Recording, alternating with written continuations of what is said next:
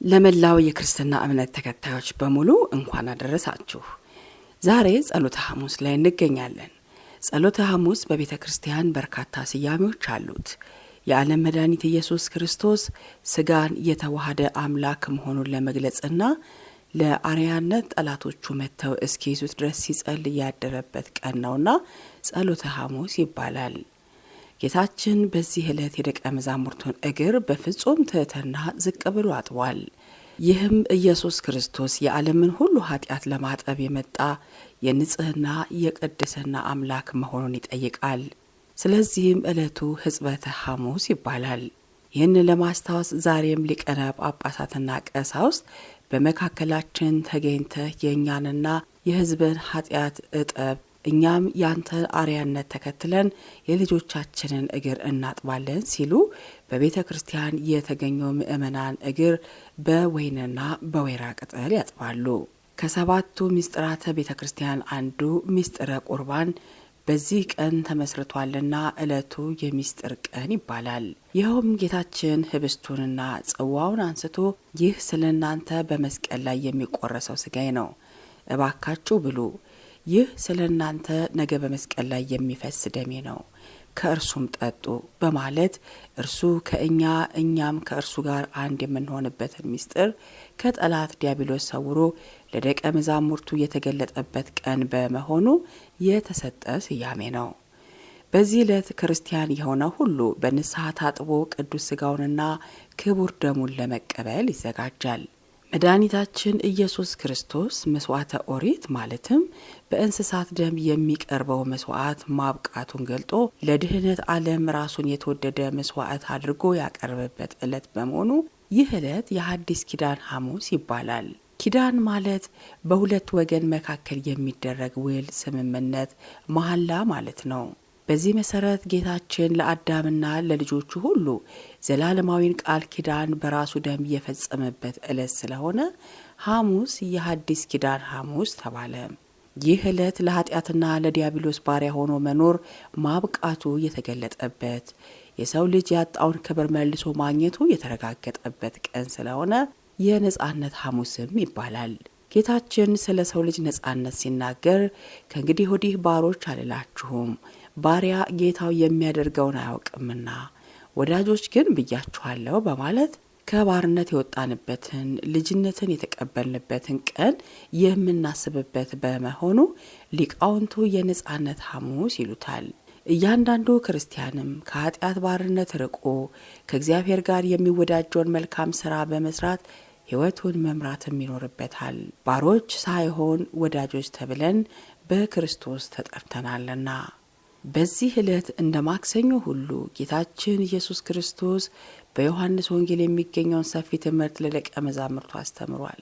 የትምህርቱም ዋና ዋና ክፍሎች ምስጢረ ሥላሴን፣ ምስጢረ ሥጋዌንና ምስጢረ ትንሣኤ ሙታንን ያካትታል።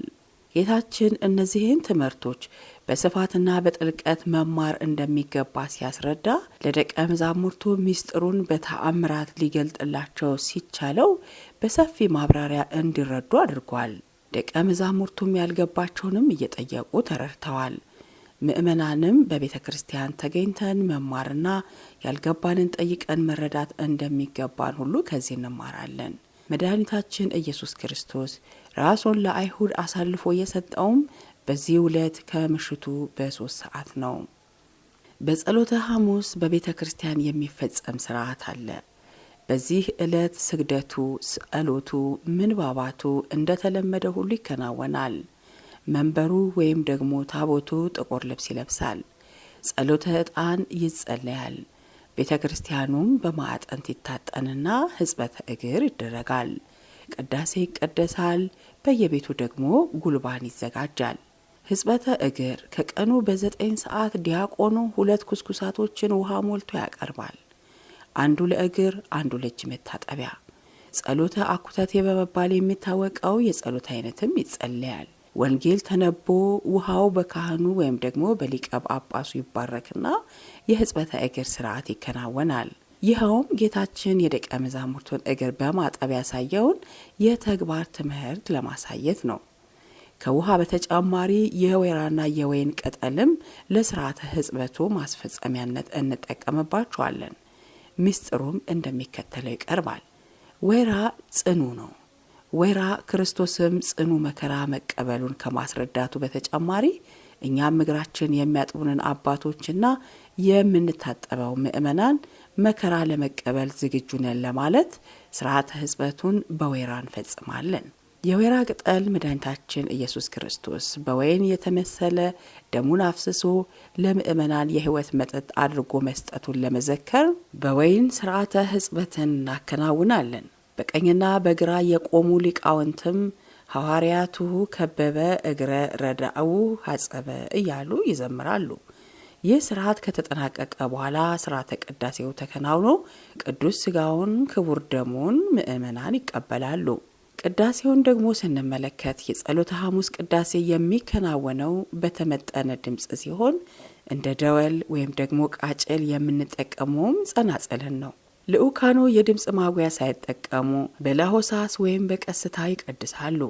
ምክንያቱም ይሁዳ በሚስጥር ጌታችንን ማስያዙን ለመጠቆም ሲሆን፣ በሌላ በኩል ደግሞ የዘመነ ብሉይ ጸሎት ዋጋው ምድራዊ እንደነበር ለማስታወስ ነው። በመቀጠል ክቡር የእቲ ዕጣነ ሞገር ዝማሬ የተባሉ የድጓ ክፍሎች ተዘምረው አገልግሎቱ ይጠናቀቃል። ሕዝቡም ያለ ኑዛዜና ቡራኬ ይሰናበታል።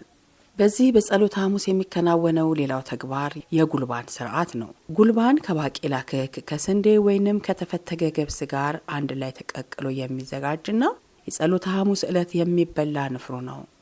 በጸሎተ ሐሙስ በቤት ውስጥ ከሚፈጸሙ ተግባራት አንዱ ጉልባን ማዘጋጀት ነው። ጉልባን እስራኤላውያን ከግብጽ ባርነት ሲወጡ በችኮላ መጓዛቸውን የምናስታውስበት ከእስራኤላውያን የመጣ ትውፊት ሥርዓት ነው። በሀገራችን ኢትዮጵያ አብዛኛው የትውፊት ክንዋኔዎች የብሉይ ኪዳን መነሻ ስላላቸው ይህ ሥርዓት ዛሬም በኢትዮጵያ ምእመናን ዘንድ ይከበራል። ጉልባን እስራኤላውያን ከባርነት በወጡ ጊዜ አብክተው ጋግረው መብላት አለመቻላቸውን ያስታውሰናል። በወቅቱ ያልቦካውን ሊጥ እየጋገሩ ቂጣ መመገብ፣ ንፍሮ ቀቅለው ስንቅ መያዝ የመንገድ ተግባራት ነበርና ይህንን ታሪክ ለማሰብም በሰሞነ ሕማማት በተለይም በጸሎተ ሐሙስ ቂጣና ጉልባን ይዘጋጃል። በጸሎተ ሐሙስ የሚዘጋጀው ጉልባንና ቂጣ ጨው በዛ ተደርጎ ይጨመርበታል። ይኸውም ጨው ውሃ እንደሚያስጠጣ ሁሉ ጌታችንን በመከራው ወቅት ውሃ መጠማቱን ለማስታወስ ነው። ወስብሐት ለእግዚአብሔር። በዓሉ የሰላም የፍቅር የጤና ይሆንላችሁ። ቸር ይቆየን።